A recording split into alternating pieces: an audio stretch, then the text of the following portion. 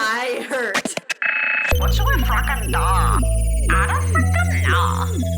She doesn't do anything but read. Someone suck the soul out of me. It's not really our aesthetic.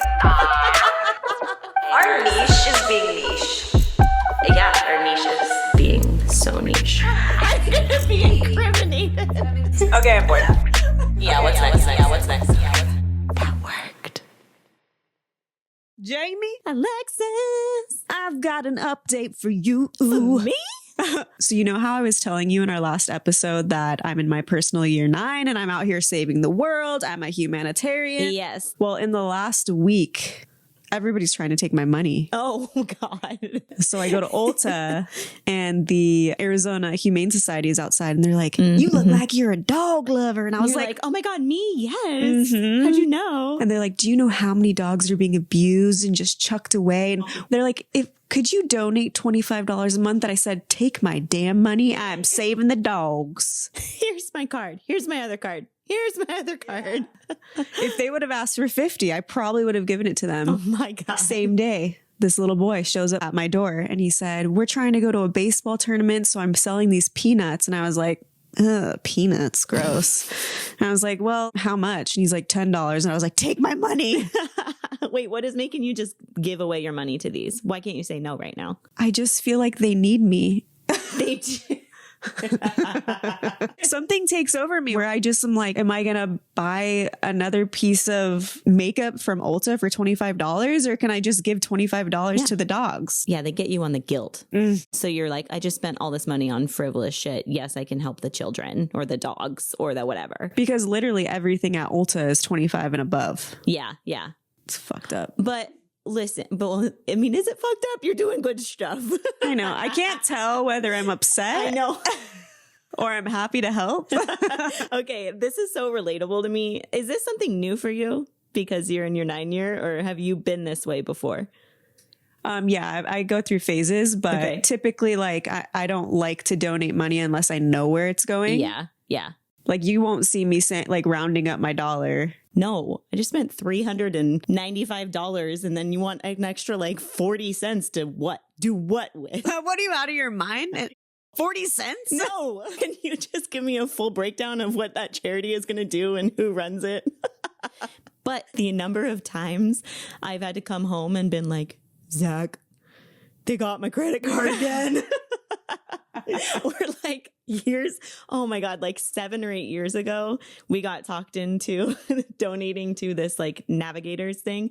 And then he asked me a couple years in, he's like, can you delete this? Like make it stop coming out of our account. And so I went in and I reduced it instead of deleting it. So it's just like $10 a month now. Like literally 3 days ago, he's like, hey, you know Navigators is coming out still. And I was like, yeah, it's only $10. It's fine. What? It's still coming out? I'm like, I don't even know if I align with them. I don't even know where my money's going. But the guilt of like no longer giving. Yes. It hurts. Oh, okay. I have a bit of an update from the last episode as well. Ooh, tell me more. Okay. Ironically enough, I picked up this book. It's called First Time Caller. It's just like a little rom-com. It's supposed to be a retelling of Sleepless in Seattle. Everyone's like loving it right now. Okay. Okay. All the rom-com girlies are loving it right now. I know. So I picked it up and like, it's cute, but I'm not really like loving this main male character. And one of the reasons is he like had an obsession with saying this girl's name. They even take a moment and address it. Like, we have this special connection where we each say each other's name and like sit in each other's name.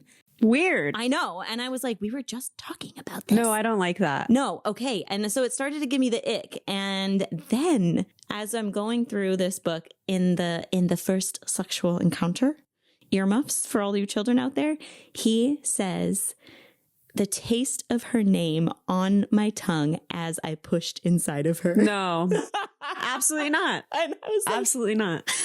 Tasting her name. And I just changed my whole tune on how I feel about tasting a name from our last episode. I now believe that it requires consent and that it just shouldn't be taken lightly and we shouldn't be tasting strangers' name because this book gave me the ick. Yeah, I agree. I get what you're saying. Because if like I met some random dude in the grocery store and I'm like, hi, I'm Alexis. And he's like, Alexis. Would I feel comfortable with that? Probably not. No. So yeah, let's take back our stance. Nobody's tasting any names. No. You have to ask them. You have to ask.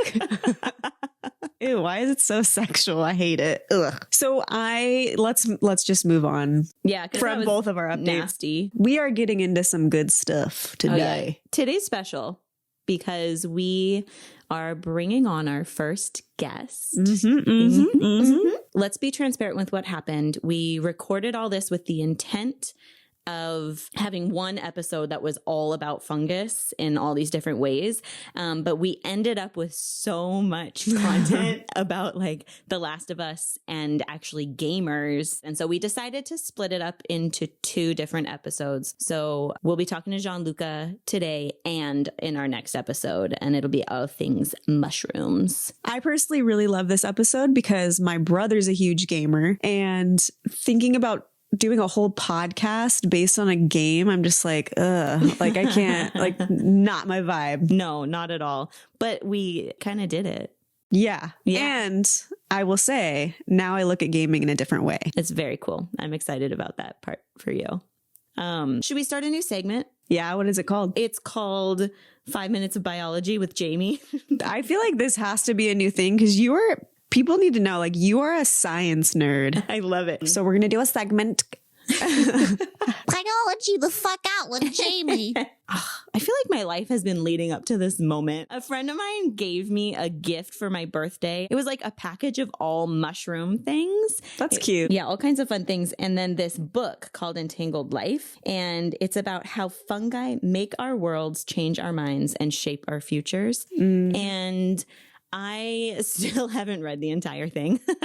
It's probably like a lot of information that you have to really think on, I would assume. It is. It like for even just one paragraph, you have to sit and it kind of blows your mind in how you think about the world. So I wanted to share like a little bit of the most like mind-blowing things about fungus, because if you didn't already know, fungus are their own biological kingdom. So you've got plants, animals, and fungus, and they have actually been around on Earth longer than plants and animals. Like there was a time when there were multiple story structures of fungus when plants were only like a meter tall. That's fucking crazy. Just like scattered through the earth for millions of years. That just like reminds me of the movies or like even Avatar. Yes. Why was everything bigger back then? Like dinosaurs, fungi. Ooh. No idea. I was trying to think of something else that was bigger. My dick. Wait, keep going. So what's fascinating to me is that fungus has always been around as a support system for everything evolving on the earth. Plants started out in water and they never would have been able to move onto land had they not created a symbiotic relationship with a certain type of fungus. Wow. Yeah. So because plants were able to move from water to land, that paved the way for animals to evolutionarily come about. So like none of the other kingdoms and like life as we fucking know it would have happened without fungus. I'm just visually like in my head, I'm just thinking about how that happened. Like how did fungus get the plant out of the water? Well, it didn't like tell me this, Jamie. It's not like an alien like drops in and like picks it up, moves it, yanks it by the throat. That's not what's happening. It's like creating a relationship where it is allowing the plant to like be able to pop out of the water. No. Just like incrementally like adapt over time to being able to breathe in oxygen or use oxygen and like photosynthesize differently. Okay, I understand. But you didn't do that for me. In a millisecond, I saw evolution before my eyes. Oh, yeah. In my head. You just grasp these things much faster than other people. Got it. Got it. Plop. No, that's like fucking fascinating. You know something I've been thinking about though, and I'm curious what you think about this. Yeah. So if fungi is like responsible for the evolution of like plants and animals, is it also responsible for human intelligence and self-awareness?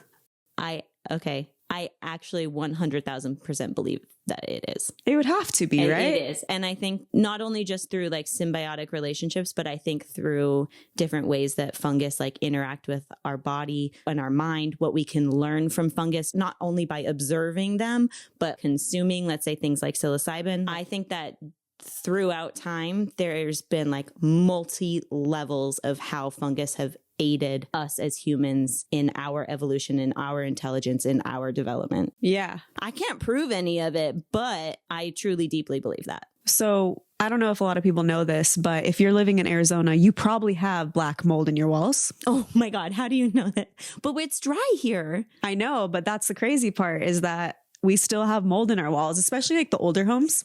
Really? But I was like, Is it good mold though? no. Oh. But let's say you barricaded me in the wall. That sounds so creepy. Yeah, I would like to do that. Let's try.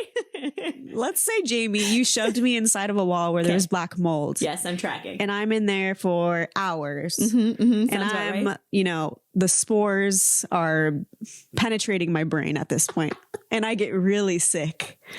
But the doctor saved me. But then I come back a genius. Ooh. Like, you're like, where are you going with this? Yeah, literally, I have no idea. I'm scared for where this journey is going. Honestly, you've brought so much science to us today. I was thinking that I could bring science, but we could do it ourselves. I don't think we want to fuck around with this. Well, I'll bring you vials and petri dishes. Yay! Anyway, did you know that there is a symbiotic relationship between fungi and ants? Little baby ants? Tell me about it. Okay, so this is really freaking cool, but ants have figured out a way to basically farm fungi. All ants are just one species of ants. Good question. I want to say all, but we're just going to go with leaf cutters at this moment. Okay, perfect. Yeah. So these leaf cutter ants are farming the fungi, but the reason that it's a mutualistic relationship is because the ants are feeding the fungi. Okay. So like with leaf cuttings and plant matter, and the fungi is in return a food source for the ants. Okay. So it's a very mutualistic relationship and very smart. The ants have created another mutualistic relationship with a bacteria, and between the two of them, it produces an antibiotic. So you'll see ants in like maybe documentaries, or if you do see them in real life, cool. They have this like white substance on them. They use the antibiotic for preventative measures to keep their fungi farms alive and well. Oh my God. It's just like farmers, human farmers, having to use pesticides to like keep the farm alive. Yes. Yeah. Cool, but on a micro scale. Little tiny farmers. Cold. Oh, little tiny farmers. Why is that cute? Why am I picturing like an ant covered in like white fungus with a little straw coming out of his and a little mouth? straw hat? Oh my God. So that's pretty cool. Yeah, that's pretty cool. I also think that me and my sourdough starter have a mutualistic relationship. Oh my God, Jamie. No. Explain that, because that is fact. Okay. So my friend gave me some of her starter. So now I have to feed my starter, which then feeds me the bread. And then I give my starter to somebody else who then feeds that starter. And then the species continues on.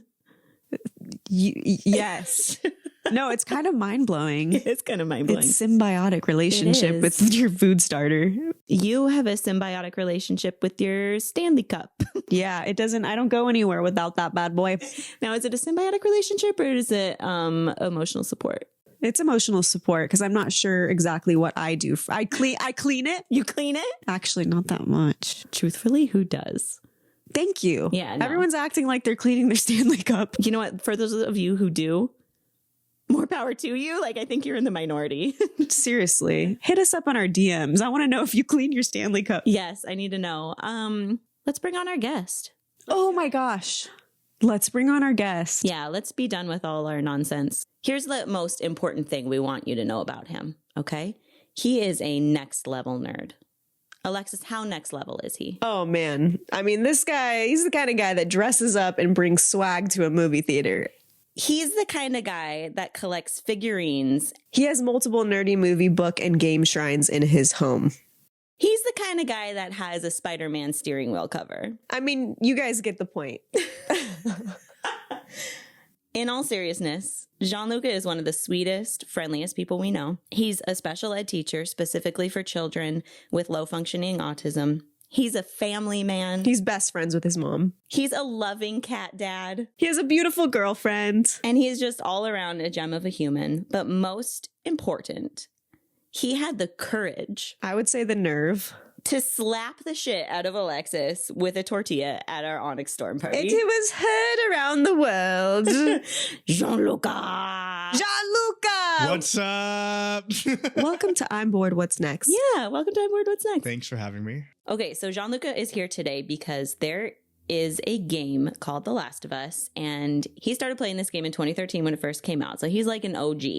And then it was adapted for TV in 2023. And I watched it when it first came out. And I was like, this is brilliant. And I fell in love with it. And then we forced Alexis to start watching it a few weeks ago.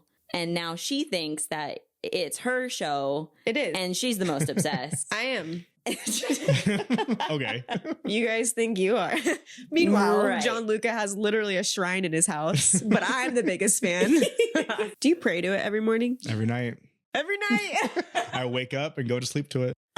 Okay, the reason this has to do with Fungus is because the concept of the game was inspired by a real life fungus called cordyceps. Can you tell us a little bit about that? Yeah. So the guy who created the game, his name is Neil Druckmann. He came up with this idea of a game when he saw this article about the ant who got infected by the cordyceps and started attacking his own people. And he goes, what if we make a game about that? It infects humans.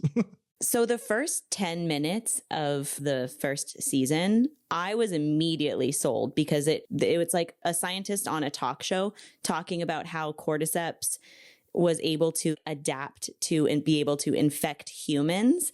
And as they went through that, my science brain was like, holy fuck, this could happen. Mm-hmm. And so that's when I was like, I'm going to watch the shit out of this show. What people might not know about the gaming community is that you all are vicious little creatures.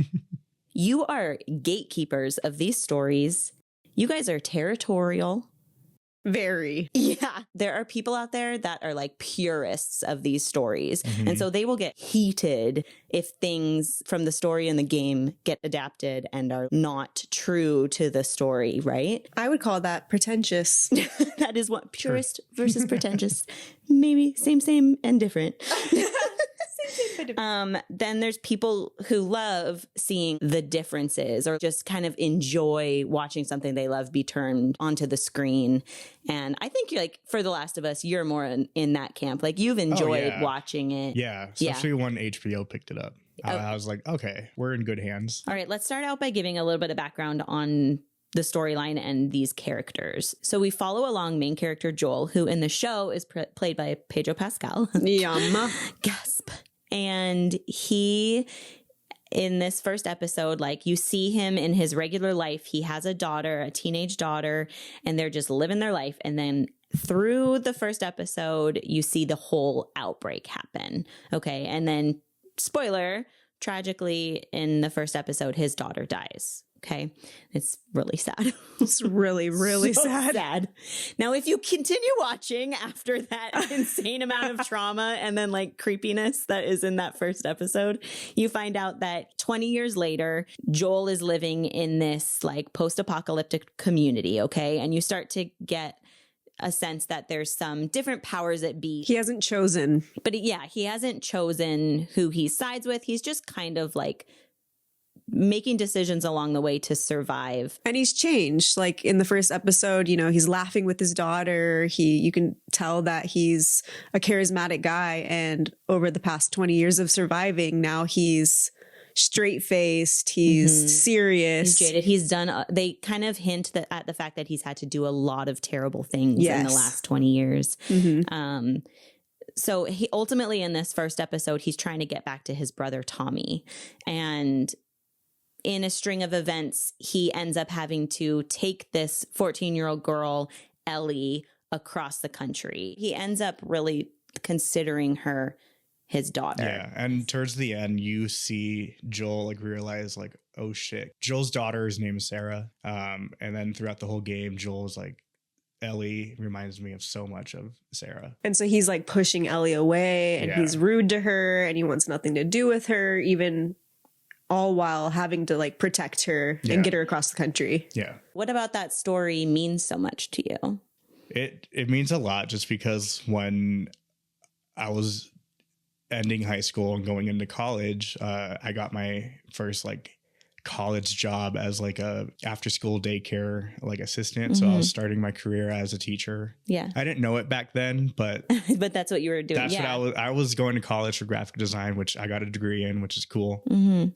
But something about the kids like literally changed my life, and I saw that while I was playing the game. Just seeing that, you know, compare. Yeah. Like I was Joel in this situation, and I'm like, these kids, like, again, like Ellie changed Joel's life in a way. Yeah. And those kids weren't yours. Yeah. But you took them under in almost this like. And I'll do anything to keep them safe. So like just going into college and doing, you know, getting a job with kids and doing that, and then eventually becoming a teacher myself when part 2 came out, it's just like it's like a full circle Moment. Yeah. You know, I love a full circle moment. I love a full circle moment. You know what else I love is when a game or a movie or a book appears in our life at the right moment. Yeah. And it came into my life at a perfect time, because like a lot of people always ask me like, why do you like it so much? Why, you know?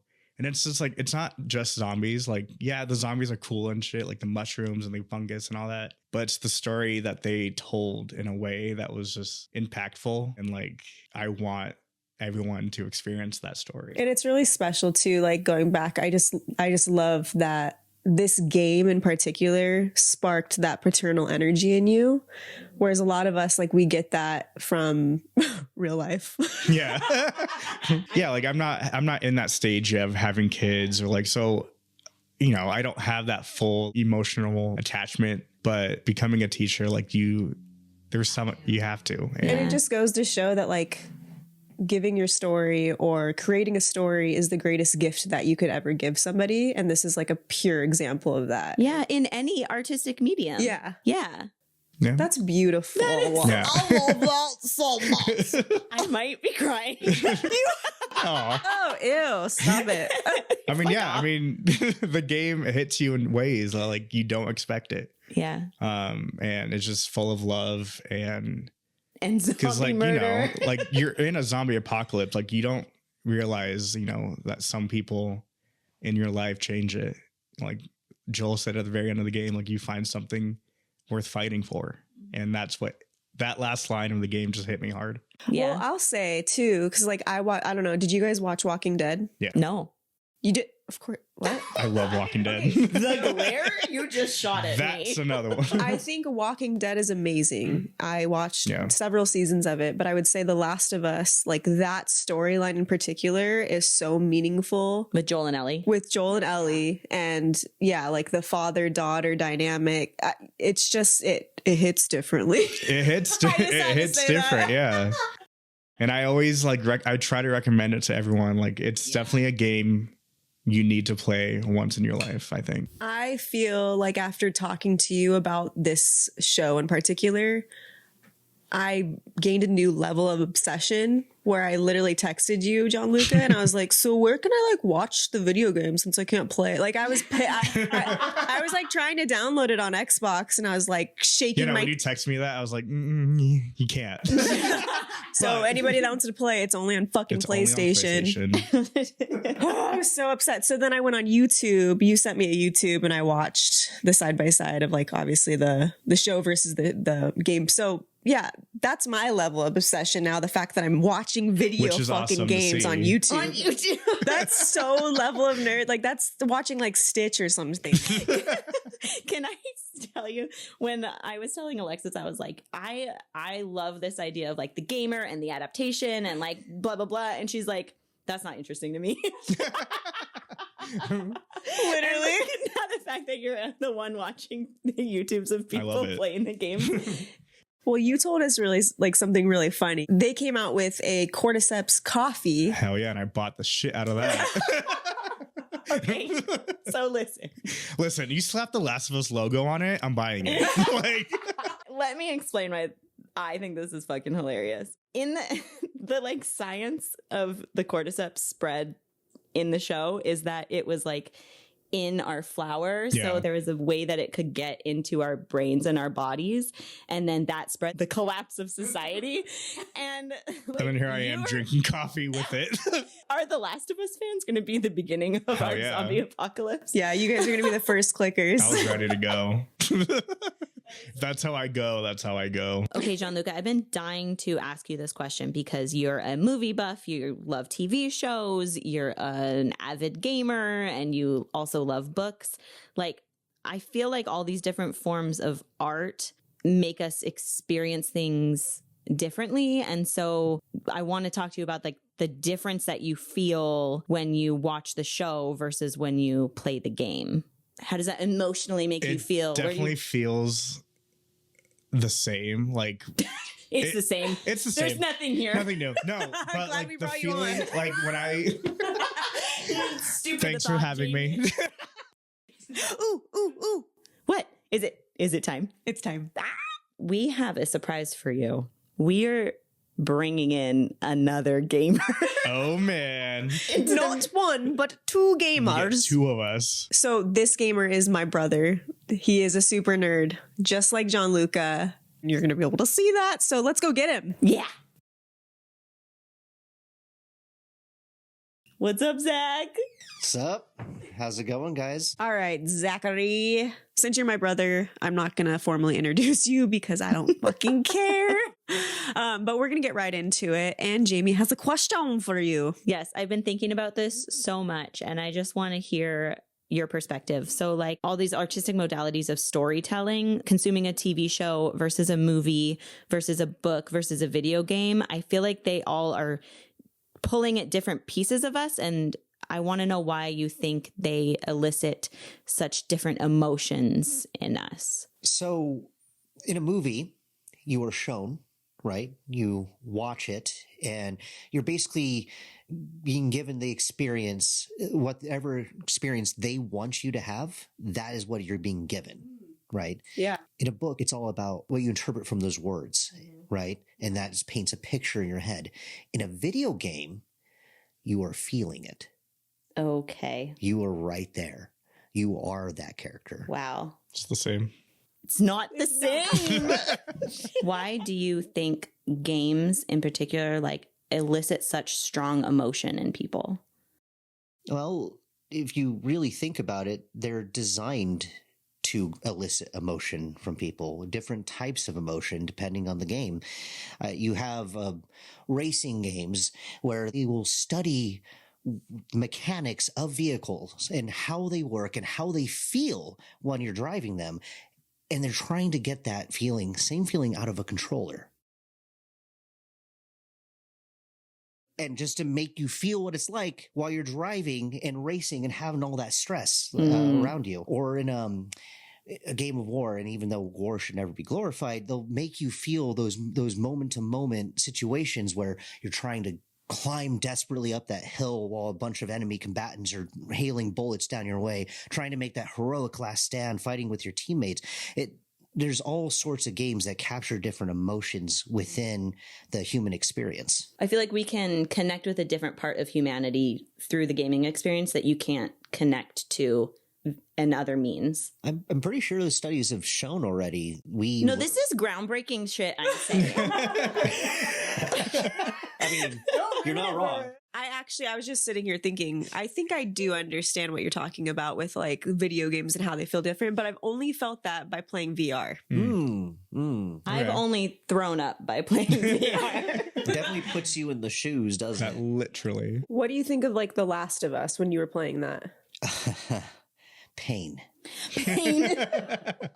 That's the only answer. Okay, wait, this isn't, you haven't watched the show, right? No, so you don't have any of the feelings towards like the adaptation, like you don't really care. I don't know anything about it. Okay, why did it make you feel pain? Well, when they designed Last of Us, they weren't trying to make something fun. Okay, you said that did too, say that. right? You're like, this game isn't fun. It's not and we're fun. like, It's wait, not a why are fun we playing? time. No, it's not a fun time at all throughout the entire experience. They designed it on purpose to make you hurt. Yeah. Yeah. And you like, want to hurt. Right. So it's giving you an not wait, what? Hold up. How do you know about my masochism? I just had an idea. Oh, okay, I read fair enough. people. So you have experiences where like you're thrust into all these survival situations and you can feel the desperation in the air. You feel the fear coming from your character. You're playing as Joel or Ellie in any situation. You can feel their fear, their anxiety. It's rising up in your chest as like the way they put the lighting, where you can feel the impacts as you're running across to get from cover to cover. It's more than just that though. They make the other side of it feel fear too. You can sense the fear coming from the other humans on the other end of it. And even though this is a zombie game, they didn't make it about zombies because no true zombie story is about zombies. It's about humans. No true zombie story is about zombies. It's about humans. Holy fuck. Holy fuck. Damn. Okay, my knowledge of games is so rudimentary. Like, I grew up playing games, but I'm not like a gamer. So my knowledge is that we're just like making games on computers. Mm-hmm. And then on the other side of it, you also have like games like Red Dead Redemption where they do that full on motion capture. They have actors and full writing crews, a whole thing. So for the like more basic video games, can that still elicit emotion from you? Absolutely. It just needs Weird. you just need to do it right. You just need to know what you're doing. Toby Fox, the guy who made Undertale, what he did is that he messed with your expectations constantly through the design of the game itself by using what gamers' knowledge against them.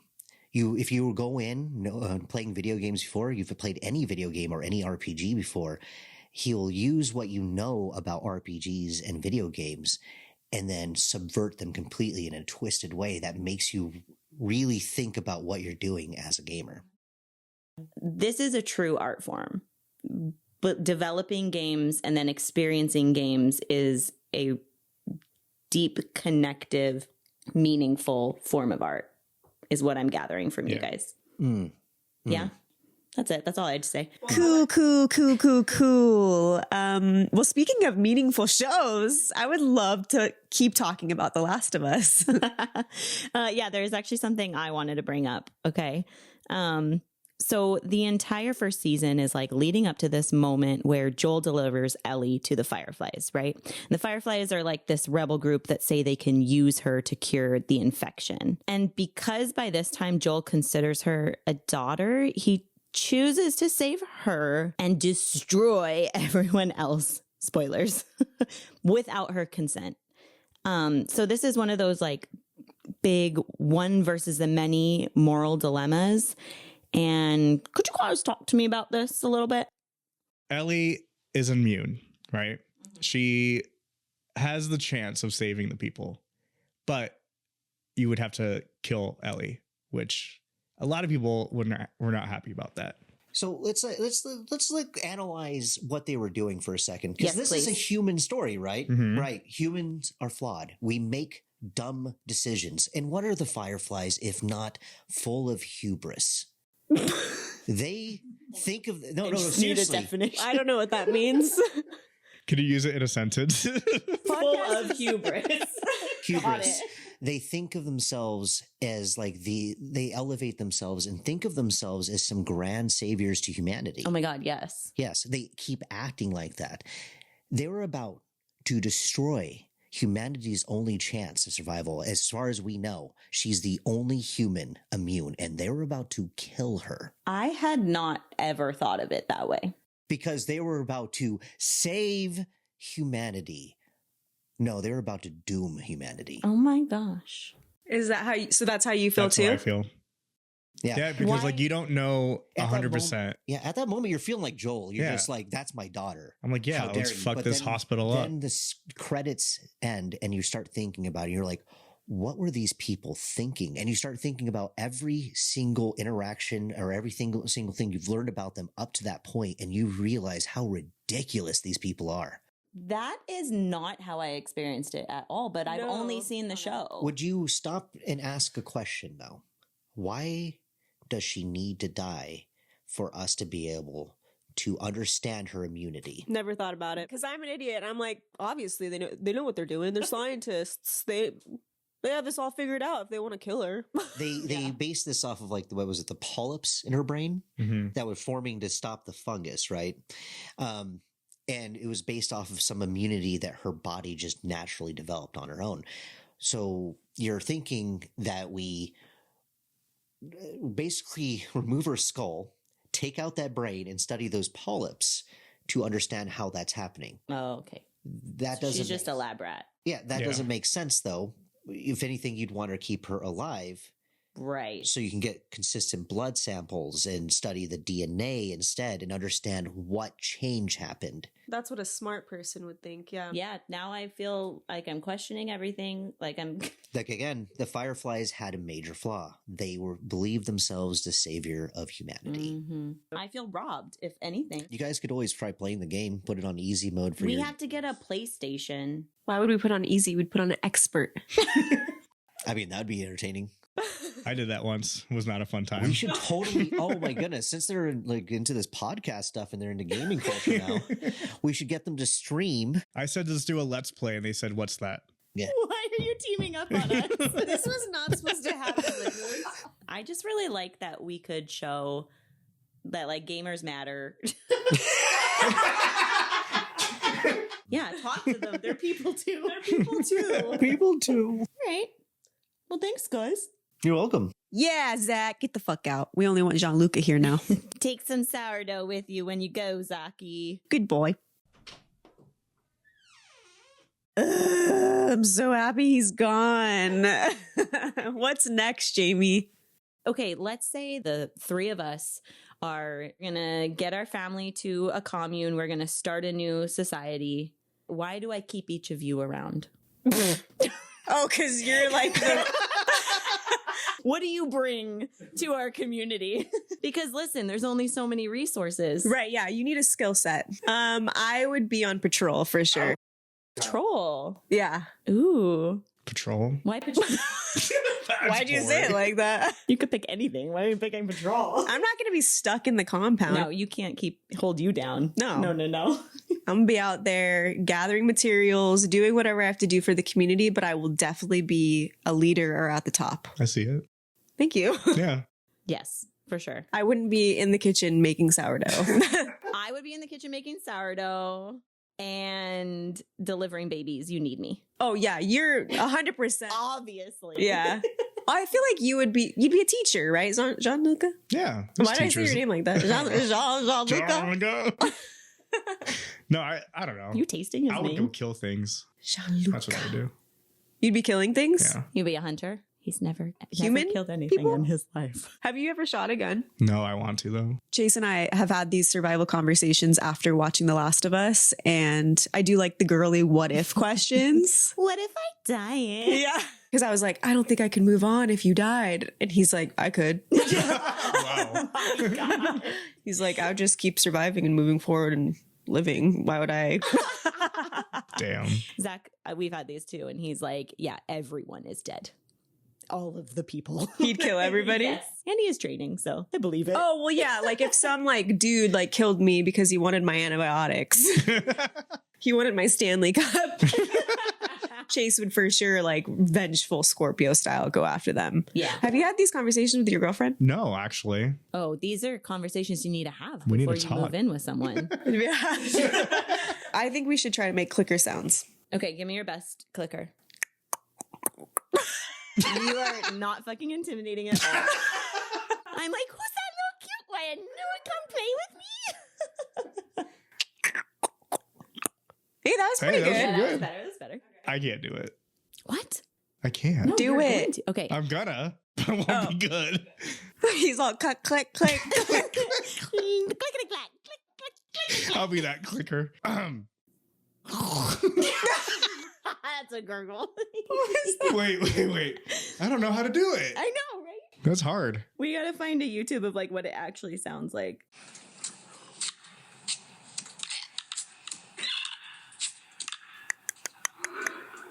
Oh, that's creepy.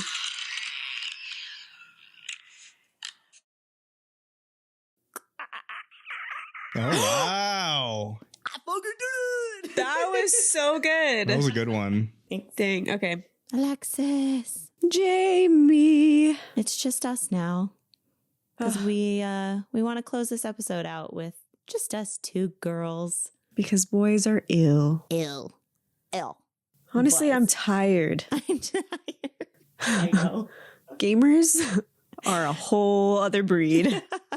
They're adorable and sweet and so smart. Mm-hmm. And it is just hard to keep up with like whatever wavelength they're on. It really is because like they think so differently than us. Yes. And so guiding the questions and also the conversation, like they take you on a whole other path, which is really fucking cool. So fun. And now we need a nap. Now we lay tired. What are some things you hope people take away from this episode? So there's one thing I took away that I had no idea that it ever existed. And I think it's like the coolest thing ever is that basically video games can be like movies where they'll frequently use live actors for whether it's like the voice acting or the motion picture. And so basically like they're translating their movements, their facial expressions into the characters of the games. And I'm like so impressed by that. Yeah, the entire the production that goes into this games was such a shock to me too. Mm-hmm. We'll post some videos we've seen of like the comparison of them filming the video game versus filming the show. Yeah. Those are cool. Those have been really fun to look at. We'll share them with our people. Yeah. Yeah. Okay. The takeaway that I want from this episode, I just really hope that there's at least one girly out there who like walks away with severe thirst for your brother's voice. That's disgusting. As I was listening, I was just like, there's got to be, his voice is so unique. And I just want there to be some girl who's like, yeah. I physically, like, I'm not even joking. I physically, like, my body is like revolting against what you just said. He needs somebody to love. It could be like love connections. Bring on gamer number 2. Oh my God, a game show for the gamers to find love. See? I can't believe you were disgusted by it. You just aren't an advocate for him. What are some questions that we would use in our game show for the gamers? Ooh. Like, what's your favorite Dungeons and Dragons character? How many hours did you watch on YouTube last night? People playing Dungeons and Dragons. How many bananas is too many bananas while playing Mario Kart? In Animal Crossing. What is the rarest fish you found? Would you prefer a real kiss or a VR kiss? Oh my God. What's your perfect VR date? That's so good. All right. That's enough. We'll save our game show ideas for when the producers contact us. But tune in for the next episode. It's going to be the continuation of this interview with Gianluca. And we're going to talk more about mushrooms and psilocybin and trauma. And it's going to be cool. Bye.